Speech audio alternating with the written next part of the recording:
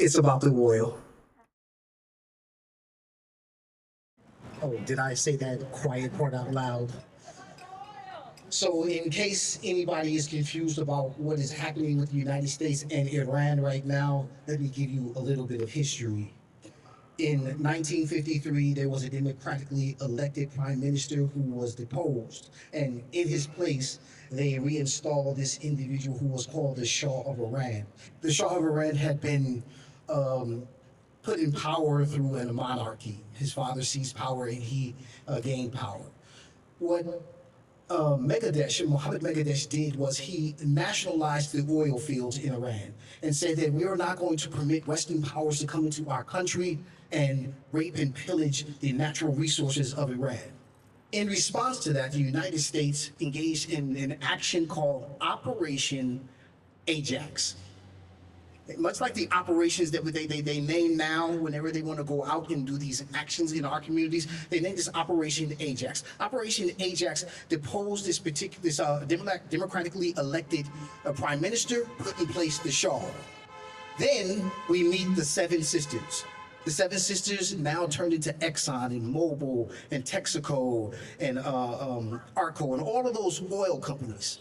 They went in and took over the resources in Iran. They took over the oil fields. They gathered all of the resources and they were shipping it, the monetary value out into the United States and Britain.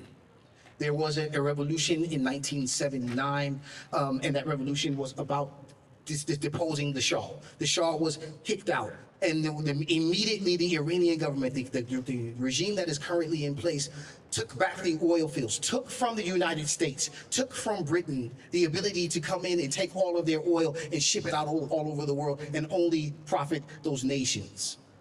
So what we're seeing now today with respect to what the United States is doing in Iran, it has all to do with whether or not the United States is going to permit someone to thumb their nose at them. To say, you don't get to get one up on us.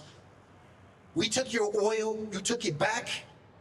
We're going to show you and the rest of the world what we do to people who defy us. And that's what we're witnessing happening here with respect to Iran. It is no different than what's happening here with respect to ICE. What happens is that the United States exports its nonsense all over the world, particularly in Latin America. It exports its destructiveness so that we can have all the resources so that we can be comfortable here. And then when people come and say, hey, you know what, we're not going to abide by these old rules that you put in place that keep people in poverty. We're going to allow people to immigrate to the United States. We're going to have economic policies that may not be in line with keeping Americans rich, but enriching our own nations. Then we see this pushback, this national pushback against immigration. And now ICE is running around the streets behaving in the same way that a military behaves when they bomb Iran, when they bomb Iraq, when they bomb Afghanistan. So what we are absolutely witnessing is all about the economics and the power structure of the United States maintaining its economic superiority and its military superiority around the world. They went into Venezuela and they kidnapped their leader. They went into Iran and they murdered and assassinated their leader. The one thing that Venezuela and Iran have in common is oil.